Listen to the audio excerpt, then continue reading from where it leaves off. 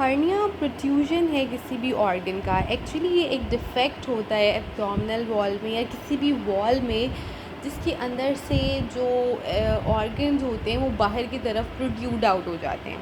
Protrusion का मतलब है बाहर निकलना।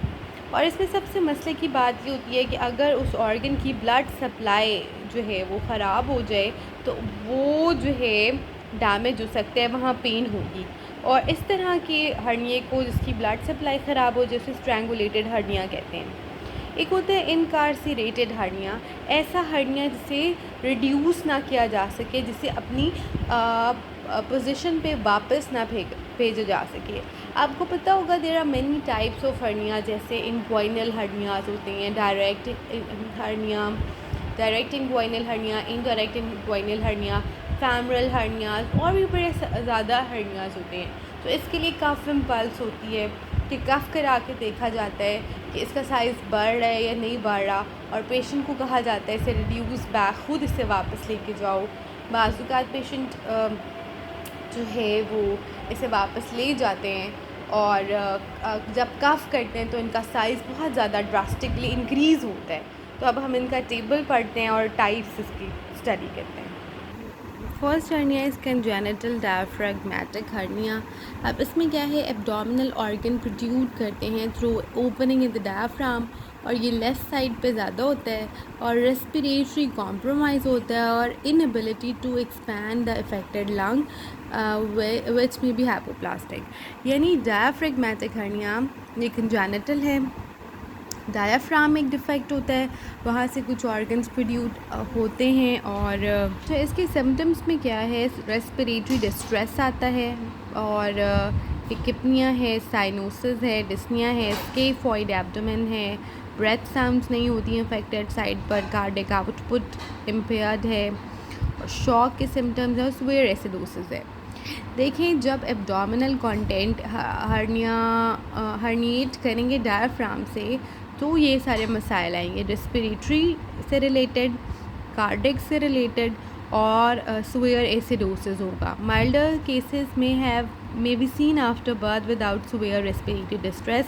डायग्नोसिस हम कैसे करते हैं, एक्सरे कराएंगे, और 25 वीक ऑफ गेस्टेशन के बाद ना हमें अल्ट्रासाउंड पर ड्यूरिंग प्रेगनेंसी भी पता चल सकता है कि बच्चे को कोई मसला है या नहीं है।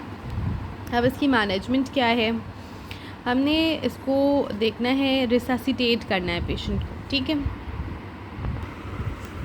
अच्छा, ठीक है, अब उसको हमने देखना है, रिससिटेट करना है, बैग मास वेंटिलेशन अवॉइड करनी है, और क्योंकि इससे ना स्टमक में एयर भर जाएगी और मज़ीद रेस्पिरेटरी फंक्शन कॉम्प्रोमाइज़ होगा।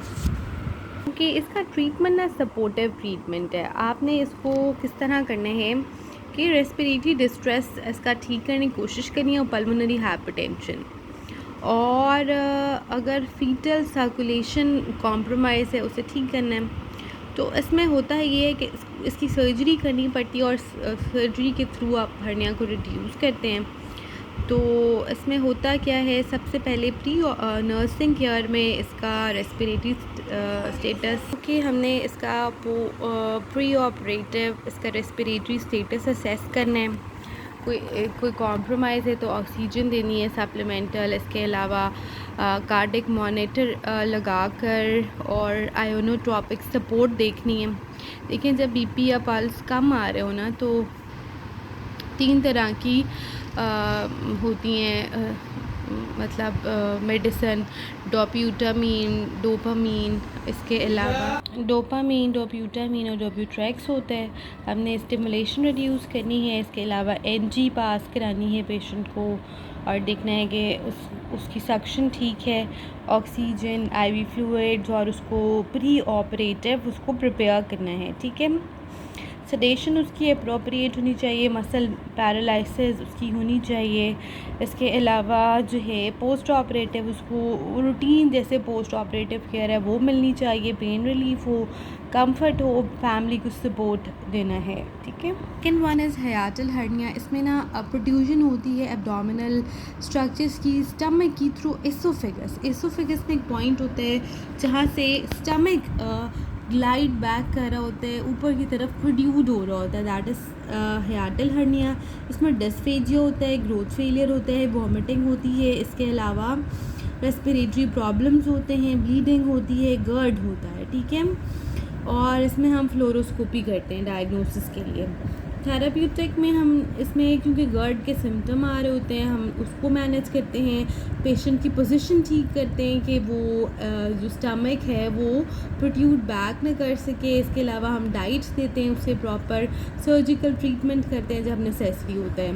नर्सिंग में भी alert to significant science and carry out routine post operative care. जो एब्डोमिनल हर्निया उसमें एक टाइप है अम्बिलिकल हर्निया की। अम्बिलिकस जो होता है ये सेंट्रल पॉइंट होता है, जिसे बेली बटन भी कहते हैं। इसके जो मसल्स हैं अगर वो वीक हो जाए तो जो एब्डोमेन की कंटेंट है या इंटेस्टाइन है वो प्रोट्यूड होकर बाहर एब्डोमिनल वॉल में आ जाती हैं, ठीक है। इसमें हम प्री टर्म बच्चों में ये बहुत ज़्यादा होता है और इसकी ट्रीटमेंट हमने कुछ भी नहीं करना होता। अगर छोटे डिफेक्ट्स हैं, बड़े डिफेक्ट्स हैं तो हमने ऑपरेशन करना होता है। और अगर स्ट्रैंगुलेशन हो जाए, यानी अगर उन कंटेंट की जो बाहर प्रोट्यूड आउट हुए हैं उनकी ब्लड सप्लाई कॉम्प्रोमाइज़ हो जाए तो हमें फ़ौरन कोई एक्शन लेना है, ऑपरेशन करना है। और नर्सिंग केयर मैनेजमेंट इसकी ये है कि आपने होम रेमेडीज़ से पेशेंट को कहना है कि अवॉइड करें और हौसला रखें, ये ठीक हो जाएगा। ओम्फेलोसील एक ऐसा डिफेक्ट है जिसमें इंट्रा एब्डोमिनल कंटेंट जो है वो बाहर निकले होते हैं और इनके ऊपर ना स्किन भी नहीं होती। ये ही जो एब्डोमिनल कंटेंट अपनी पेरिटोनियम में होते हैं और वो बाहर प्रोट्यूड आउट हो जाते हैं। तो ये बड़ी डेलिकेट सी होती है सिचुएशन। इसमें वो नज़र आ रही होती है ना ओम्फेलोसील कि वो अम्बिलिकल कॉर्ड के पास या अम्बिलिकल के पास एक ऐसा स्ट्रक्चर है जिसके ऊपर स्किन नहीं है और उसमें कुछ सैक के अंदर ऑर्गन्स पड़े हुए हैं। तो हमने करना क्या होता है, उसकी होती तो सर्जरी होती है पर वो चूँकि इतना डेलिकेट होता है स्ट्रक्चर, तो हमने उसकी रैपिंग बहुत अच्छी करनी होती है। हमने सैक को मॉइस्ट रखना होता है, यानी उसके ऊपर सेलाइन कोटेड ड्रेसिंग लगानी होती है। इसके अलावा उसकी टेम्परेचर का ख्याल रखना होता है, पेशेंट को IV फ्लूइड देने होते हैं, प्रोफाइलेक्टिक एंटीबायोटिक्स पहले से स्टार्ट कर देते हैं कि उसे कोई इन्फेक्शन ना हो, ठीक है। NG पास करते हैं, NPO रखते हैं पेशेंट को और क्लेफ्ट लिप और क्लेफ्ट पैलेट उसको चेक करते हैं। पोस्ट जब ऑपरेशन हो जाता है उसका वाइटल साइंस देखते हैं, ब्लड प्रेशर चेक करते हैं, पेन नहीं होने देते। देखिए सर्जरी की पोस्ट ऑपरेटिव केयर में pain management is the key.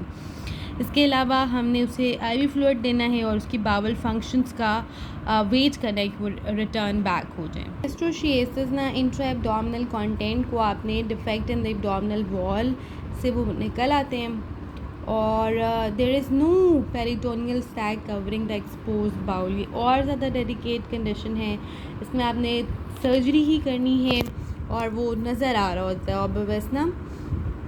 अब हमने क्या करना है, नर्सिंग केयर में उस सैक को कवर करना है ताकि उस पर ऊपर ट्रॉमा ना हो। NG पास करनी है, टेम्परेचर मेंटेन करना है, इलेक्ट्रोलाइट स्टेटस पेशेंट का मैनेज करना है, फ्लूइड्स देने हैं, एंटीबायोटिक्स देनी है और नेक्रोज नहीं होने देना उसको, ठीक है। पोस्ट ऑपरेटिव वही आपने उसके वाइटल साइंस करने हैं मैनेज। इसके अलावा NG ट्यूब पास की रखनी है, पेन मैनेजमेंट करना है और इसके अलावा जो है लोअर एक्सट्रीमिटीज़ को भी चेक करना है सर्कुलेशन के लिए। इमोशनल सपोर्ट प्रोवाइड करनी है पेरेंट्स को और long term problems associated with feeding and weight gain for इसके बारे में भी काउंसिल करना है।